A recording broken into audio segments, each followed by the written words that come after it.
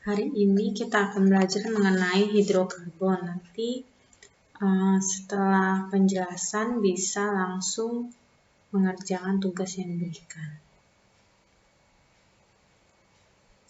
Untuk bab pertama di semester pertama ini nanti kita akan mulai dari hidrokarbon dengan kompetensi dasar nanti ada 2, yaitu yang pertama menganalisis senyawa turunan hidrokarbon dan kegunaannya. Dan yang kedua, melakukan identifikasi senyawa turunan hidrokarbon dan kegunaannya. Untuk indikator pencapaian kompetensi sendiri, yang 3.1 itu yang pertama menjelaskan pengertian senyawa hidrokarbon. Jadi hidrokarbon itu apa? Teman-teman atau kalian harus tahu. Kemudian menjelaskan pengelompokan senyawa hidrokarbon. Menjelaskan sifat-sifat dan reaksi kimia senyawa hidrokarbon.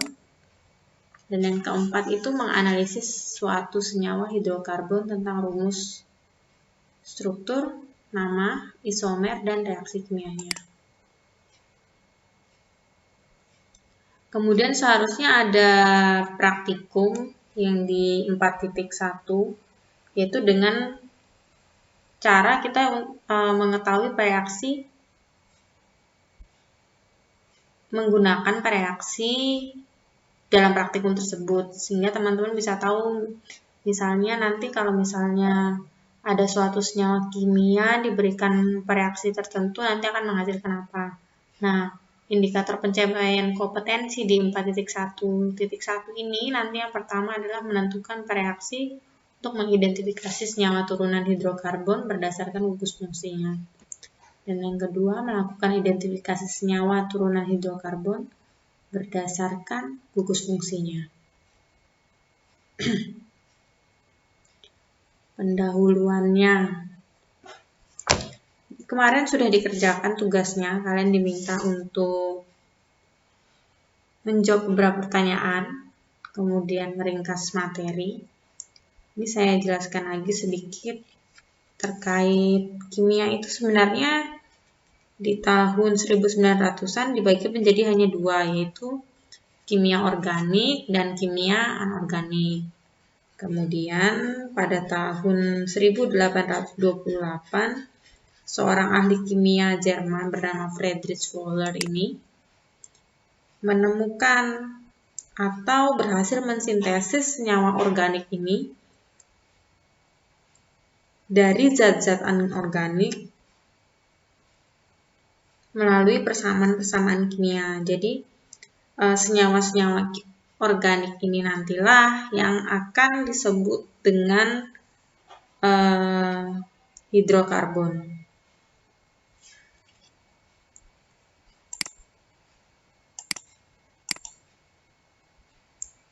Sifat khas atau keistimewaan unsur karbon sendiri, yaitu yang pertama, atom karbon itu bisa membentuk 4 buah ikatan kovalen. Jadi maksudnya di sini adalah atom C ini jika berdiri sendiri nanti dia akan memiliki 4 ion. 4 ion itu kalau misalnya dia mau stabil, dia harus berikatan dengan atom lain. Contohnya yang paling sering akan kita bahas di sini adalah dia paling sering akan berikatan dengan atom hidrogen.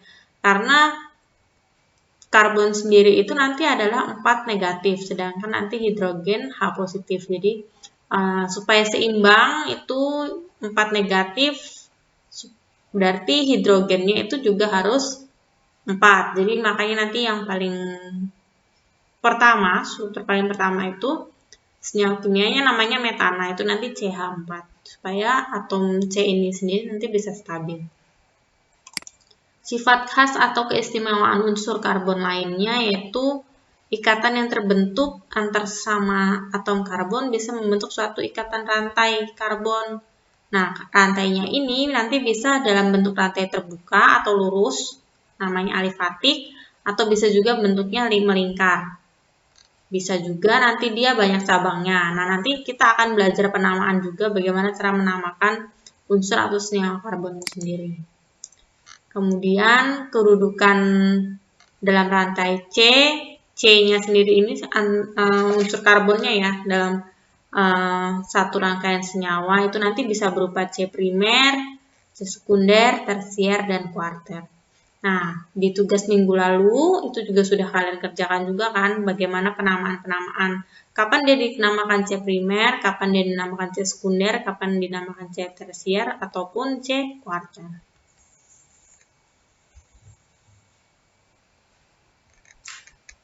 Senyawa karbon dikelompokkan kalau di sini berdasarkan alifatik itu maksudnya tadi seperti yang sudah disebutkan itu rantai karbonnya rantai ini apa tadi?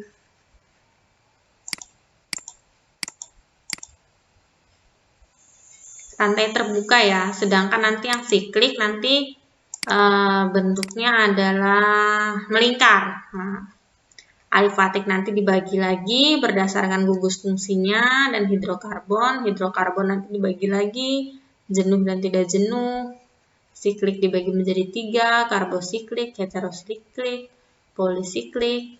Karbosiklik sendiri juga dibagi menjadi 2, yaitu alisiklik dan aromatik.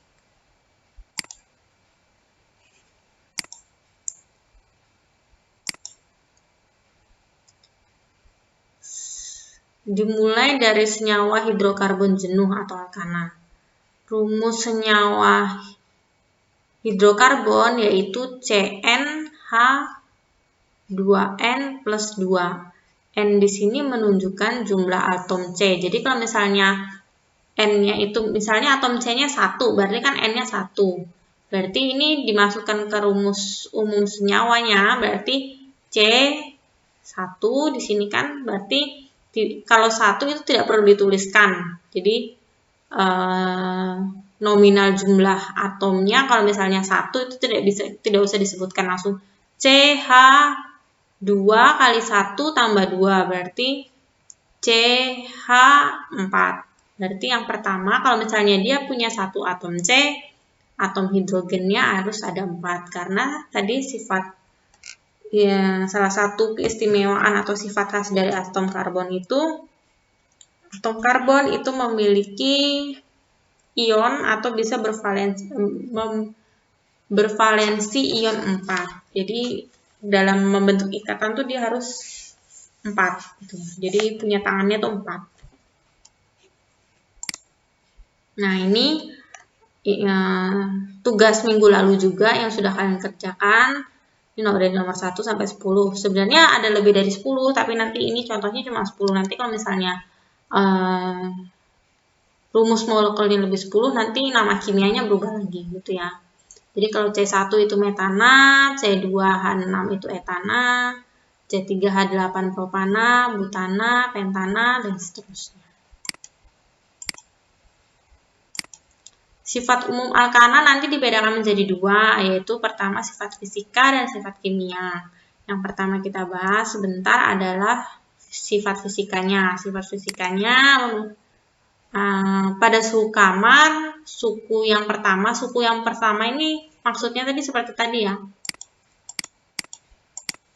Nih, jadi nomor 1 itu maksudnya suku 1, suku 2, suku 3, 4, 5, 6, dan seterusnya. Jadi sukunya itu berdasarkan jumlah atom C-nya.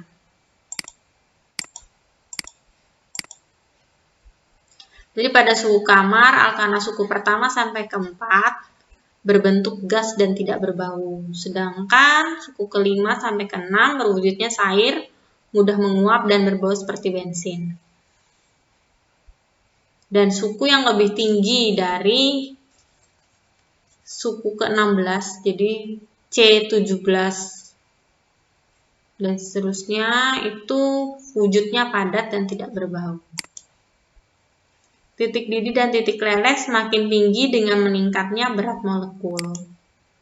Dan yang terakhir alkana itu sukar larut dalam air. Sifat kimianya, sifat kimia alkana yang pertama itu adalah umumnya sukar bereaksi dengan senyawa-senyawa lainnya. Karena apa tadi? Sesuai dengan ciri khas atau keistimewaan atom karbon. Jadi rantainya. Tangannya itu ada 4, jadi valensinya ada 4. Jadi ketika sudah berikatan dengan keempatnya itu nanti ketika direaksikan itu menjadi susah, jadi terlalu kokoh. Jadi kalau misalnya kalian lihat di contoh struktur molekul senyawa karbon itu kan dia punya tangan masing-masing ya, jadi berikatan dengan masing-masing itu.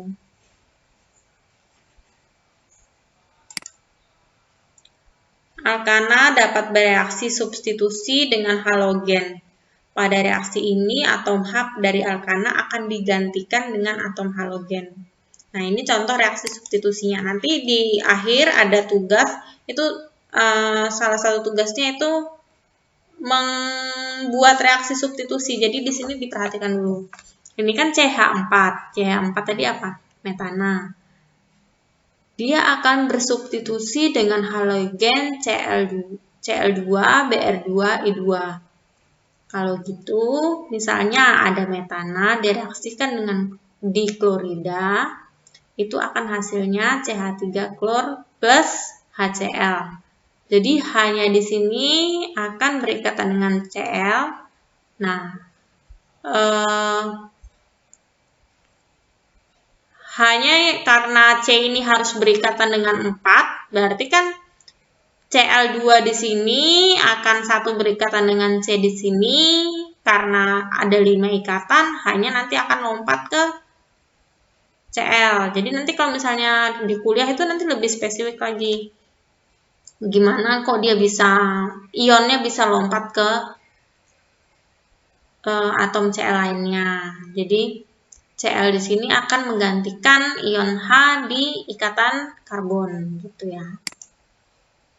Ini sama halnya. Jadi kalau misalnya ini direaksikan lagi dengan diklorida, nanti H lainnya akan bertukar posisi dengan Cl di sini. Cl di sini ya. Cl di sini. Jadi Cl-nya nanti satu akan berikatan lagi dengan tangannya atom C. Berarti hanya nanti akan berikatan dengan Cl. Itu. Begitu seterusnya. Oh iya, satu hal yang pasti diingat adalah C itu karena tangannya ada 4, pasti ikatannya tuh ada 4. Jadi gini. Ini kan misalnya ini CH-nya 4. Ini ya, CH-nya 4. Jadi kalau misalnya dia lepas satu ion H-nya, berarti kan dia kurang 1. Orang tangannya ada 4, dia harus berikatan. Berarti dia ngambil Cl di sini. Nah, kalau sudah, berarti kan udah komplit nih. 4 tangannya berikatan, 3 berikatan dengan H, hidrogen, satunya berikatan dengan Cl. Nah, Cl satunya akan berikatan dengan hidrogen dari CH4 ini. Jadi ini tuh kalau misalnya teman-teman nanti praktikum, misal ya, tapi kayaknya enggak. Jadi hasil sampingnya itu adalah HCl. HCl tuh apa biasanya? Ada yang tahu nggak? Kalau misalnya HCl itu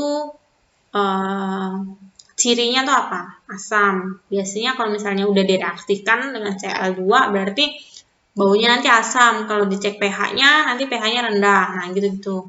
Itu adalah HCl itu ada hasil sampingnya, sedangkan CH3Cl-nya inilah yang mau kita ambil. Biasanya seperti itu. Kalau misalnya kita praktikum kimia biasanya kayak gitu. Nah, contoh senyawa alkana di dunia di kehidupan kita sehari-hari itu yang pertama adalah metana. Metana ini biasanya disebut gas rawa juga karena sering terdapat di dasar rawa-rawa karena hasil penguraian selulosa oleh bakteri. Jadi seperti yang ditemukan oleh tadi yang pertama ilmuannya Friedrich Wöhler, senyawa-senyawa organik itu bisa dihasilkan dari senyawa-senyawa anorganik. Jadi nggak mesti dari organik, tapi bisa menghasilkan produk-produk lain gitu. Kemudian contoh senyawa alkana lainnya itu adalah gas bumi, kemudian minyak bumi, jelas ya. Nah, di sini saya lebih menekankan pada bagaimana cara kita membuat aturan penamaan alkana. Sebelum lanjut ke sana, nanti kita akan belajar mengenai kalau misalnya dia ikatannya 1 namanya apa, ikatannya 2 namanya apa, ikatannya 3 apa. Tapi di sini belajar 1 ikatan dulu aja, 1 ikatan aja agak bingung-bingung gitu ya.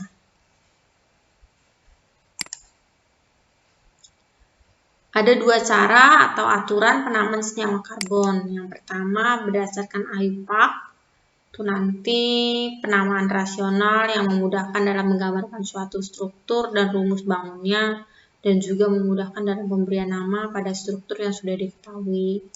Atau yang kedua, nanti nama trivial, yaitu nama yang diberikan pada senyawa organik berdasarkan asal atau fungsi senyawa tersebut dan tidak dapat menggambarkan rumus bangun atau rumus molekul senyawa. Nah, di sini yang kita pelajari nanti adalah aturan penamaan menggunakan cara International Union of Pure and Applied Chemistry.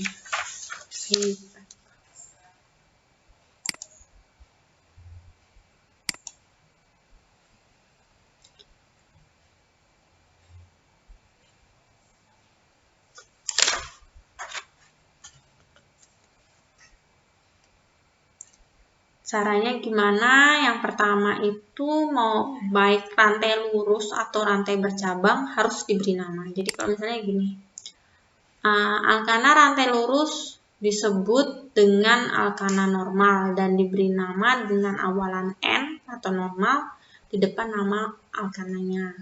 Jadi contohnya kayak di slide kita yang sebelumnya. Coba ya.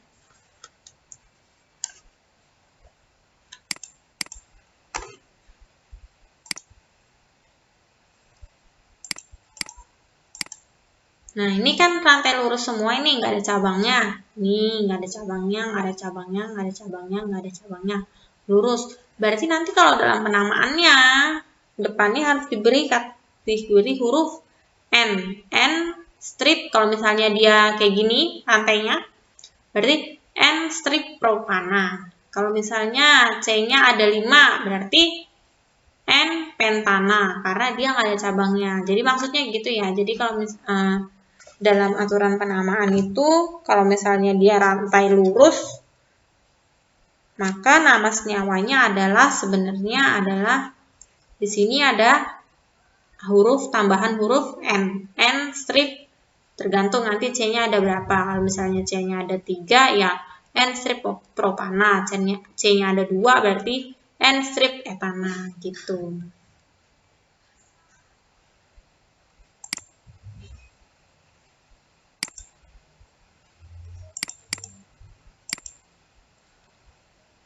Yang agak rumit itu adalah penamaan alkana dengan rantai bercabang. Kita step-stepnya dulu ya. Yang pertama, nama alkana diambil dari rantai utama, yaitu rantai C yang terpanjang. Jika terdapat lebih dari satu rantai C terpanjang, sebagai rantai utama adalah rantai C yang memiliki percabangan lebih banyak. Ingat ya, berarti kalau misalnya ada satu rantai panjang, ada cabangnya tuh mungkin ada di depan, belakang gitu. Nah, rantai utamanya adalah rantai C yang memiliki percabangan lebih banyak. Nanti kalau kita masuk ke contoh soal itu lebih jelas lagi. Pemberian nomor rantai utama dari ujung yang paling dekat dengan percabangan. Yang keempat, rantai C cabang diberi nama alkil. Nah, ini jika suatu atom hidrogen dari alkana dihilangkan, disebut alkil. Nama alkil sama dengan nama alkana asalnya. Dengan akhiran ana diganti IL. Contoh, tadi kan kalau misalnya metana berarti kan CH4 nih. Kalau ini kan dia bentuknya cabang, karena cabang dia makanya dia CH3, karena dia masih menyisakan satu tangannya untuk berikatan dengan atom C lainnya. Nah, tadi kalau misalnya C-nya 1 namanya metana, tapi karena tadi dibilang jika satu atom hidrogen dari alkana dihilangkan disebut alkil. Berarti ini kan hanya udah hilang satu, jadi awalnya metana, ana diganti il, berarti metil. Sama seterusnya ya. Jadi kalau etana harusnya kan C2H6 etana. Tapi karena satu ini tangannya masih ada nih untuk berikatan dengan yang lain, berarti jadi C2H5 itu etil. Gitu terus selanjutnya ya, tergantung nanti nama C-nya, jumlah C-nya ada berapa. Kalau 3, C3H7 ya propil.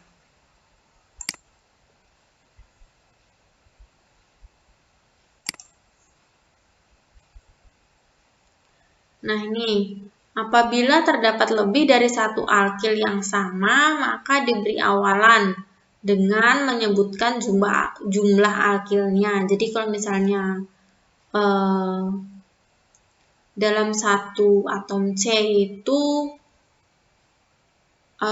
yang paling gampang metil ya. Jadi CH3 berarti di etil, di metil. Kalau misalnya CH3-nya ada 3 berarti trimetil gitu terus ya.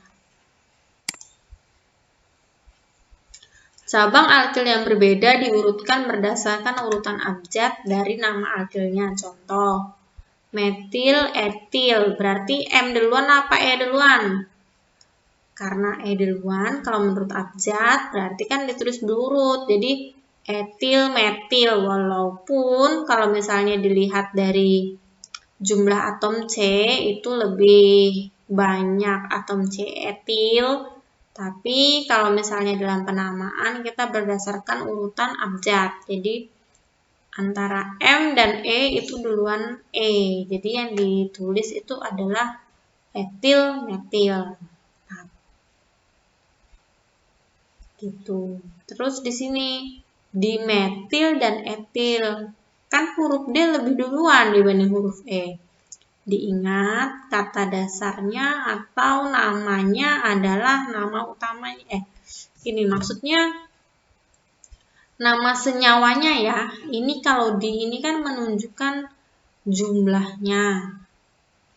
Kalau penamaan itu berdasarkan nama senyawanya awalnya. Jadi walaupun di sini D-nya lebih dulu dibanding E, tapi D ini kan imbuhan yang menunjukkan jumlah alkil, jadi tidak termasuk nama alkilnya, jadi tetap diurutkannya berdasarkan nama alkilnya. E lebih dulu dibanding M di sini ya. Jadi nulisnya nanti etil dimetil, tergantung nanti etilnya ada di rantai nomor berapa itu nanti kita lihat di contohnya aja biar lebih jelas.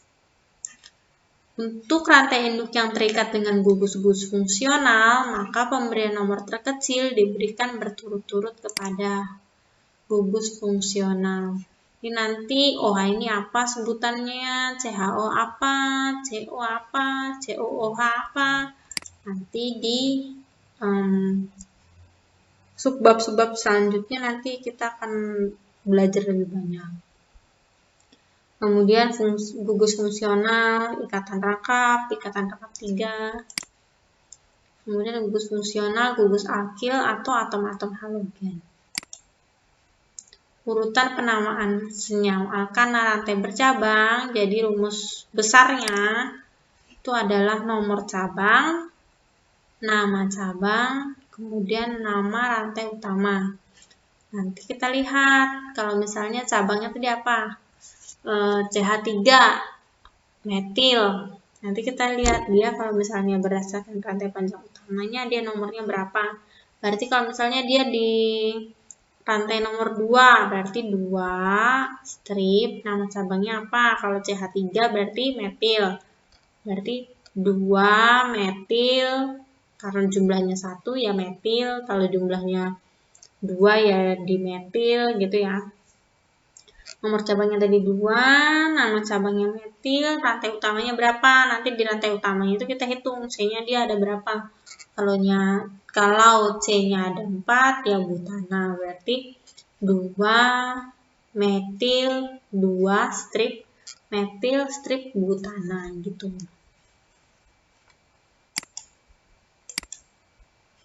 Ya, ini kita masuk ke dalam contoh ya. Ini contohnya. Tentukanlah nama senyawa alkana berikut ini. Nih. Lihat ya.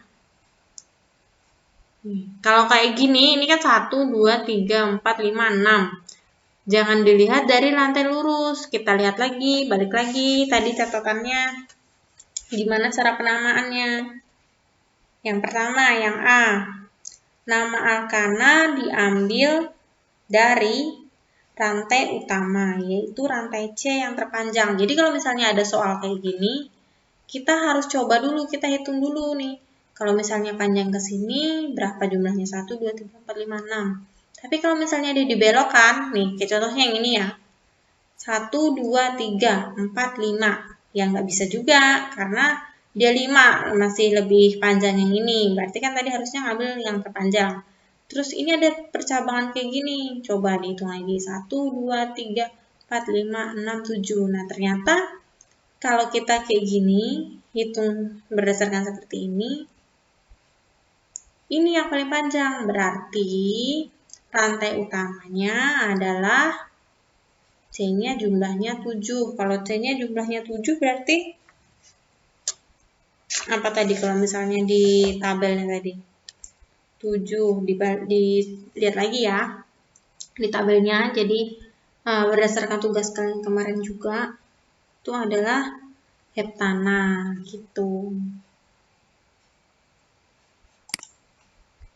Nih, rantai utama merupakan rantai karbon terpanjang, tersusun atas 7 atom C, yaitu heptana.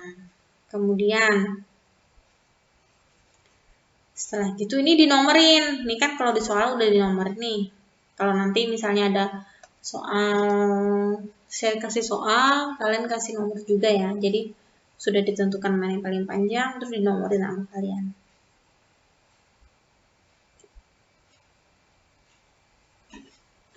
Udah dikasih nomor, kita lihat tadi yang aturan penamaannya, kita lihat di poin yang penomoran yang H. Untuk rantai induk yang terikat dengan gugus-gugus fungsional, maka pemberian nomor terkecil diberikan berturut-turut kepada.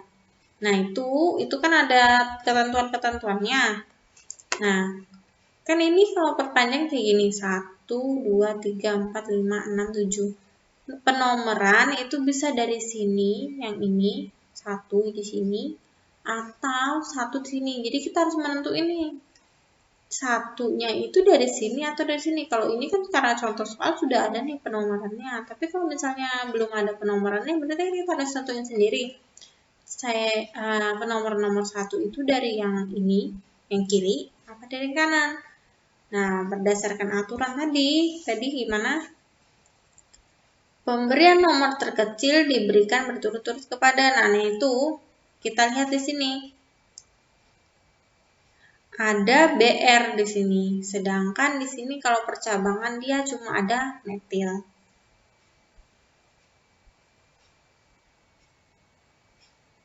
Otomatis yang paling dekat dengan atom halogen yang nomornya kecil. Jadi C-nya nomor 1-nya bukan dari sini, tapi dari sini. Gitu. Jadi ditulis 1, 2, 3, 4, 5, 6, 7. Gitu. Udah dinomorin. Kemudian yang ketiga, rantai cabang diurutkan berdasarkan abjad. Karena di sini ada brom. Jadi kalau dalam penamaan kimia itu kalau nama Nama unsur kimianya itu adalah brom. Dalam senyawa penamaan senyawa nanti dia berubah jadi bromo. 2 ini menunjukkan lokasinya. Dia di rantai, dia di ikatan nomor berapa gitu ya. Kita urutin. Nomor 2 ada brom. Nomor 3 ada C2H5. Jadi kalau misalnya percampuran kayak gini dihitung ya. Jadi bukan CH2 itu apa, CH2 cabangnya apa lagi, enggak. Tapi kalau berdasarkan rantai utama ini udah jadi satu kesatuan gitu. Jadi C2H5 gitu. C2H5 tadi apa?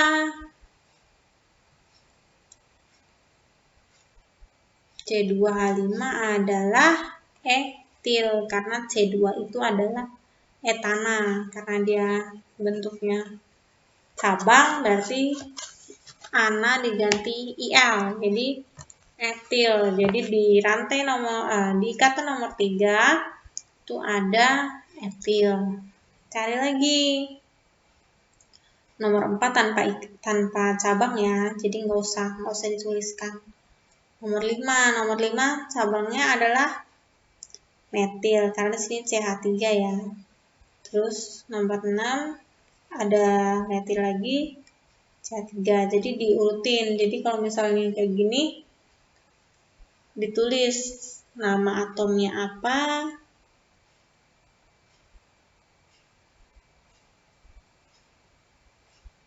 nomornya berapa. Jadi nama atomnya dulu terus di nomor berapa gitu.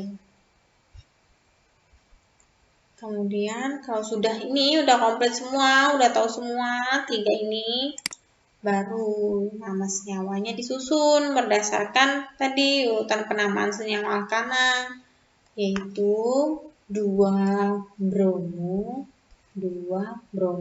bener ya, 3 etil C2H5, 5 dan 6 tadi metilnya ada berapa? Kalau misalnya kayak gini ada 2. Jadi untuk mempersingkat langsung ditulis di metil.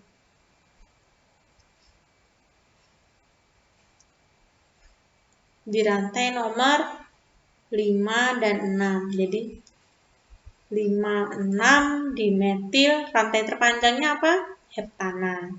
Jadi nama senyawa ini 2 bromo, 3 etil, 5, 6 dimetil heptana. Gitu ya.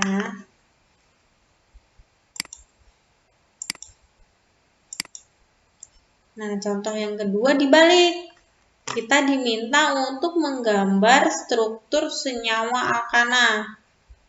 Namanya sudah ada, kita disuruh gambar senyawanya. Namanya adalah 2 etil, 2,3 dimetil pentana. Gimana caranya? Yang pertama, rantai utamanya itu ada berapa? Kalau pentana berarti C-nya ada 5. Jadi kita kalau misalnya gambar itu, C-nya 5 gitu. Disusun dulu C5.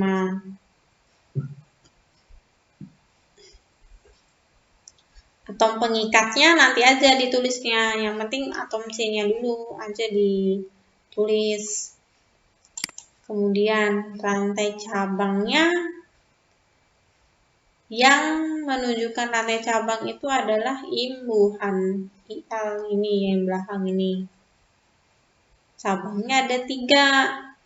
Ada etil di nomor 2 dan metil di nomor 2 dan 3. Strukturnya jadi seperti ini. Bener nggak? Coba. Rantai utama tersusun atas 5 atom. 1, 2, 3. 1, 2, 3. 1, 2, 3, 4, 5. Bener ya, 5 ya. Ini rantai utamanya, rantai paling panjang. Dia nggak mungkin ke sini, nggak mungkin ke sini. Karena tadi berapa jumlahnya kalau ke sini? 4. Kalau ke sini? 4. Berarti yang paling panjang ya. Sini C5. rantai cabang etil di nomor 2. Etil berapa? Etil strukturnya gimana penulisannya? C2H5, berarti seperti ini ya. Nih. Benar ya, ada di nomor 2. Terus metil tadi apa? Struktur kimianya CH3. Dia ada di nomor berapa? Ada di nomor 2 dan di nomor 3. Sini nomor 2 dan nomor 3.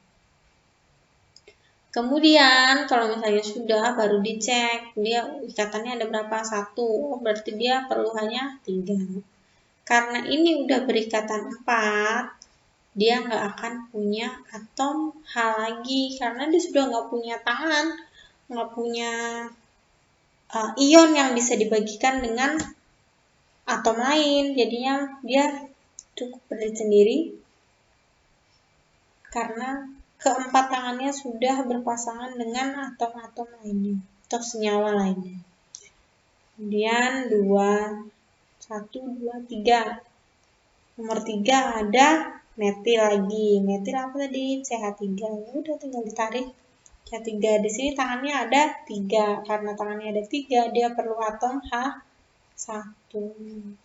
Ini dia ikatannya 2, berarti CH3 gitu. Udah, sampai sini jelas ya.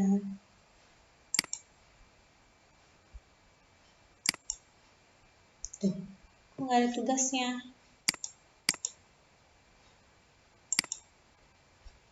Tugasnya itu mengerjakan nanti ada di Google Class. Nanti di situ ada saya berikan tautan tugasnya. Itu ada 4 soal, silahkan dikerjakan.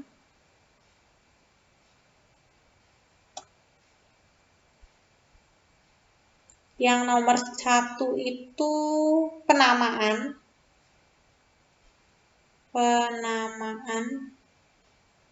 Maksudnya jadinya kayak contoh. Jadi tugas nomor 1 itu nanti kayak contoh nomor 1 ini. Nih. Nanti kalian diberikan gambar senyawa alkana. Kemudian kalian diminta untuk memberikan namanya. Gitu. Yang kedua, cara mengerjakannya seperti contoh soal yang kedua, yaitu kalian diberikan nama, terus diminta untuk menggambar.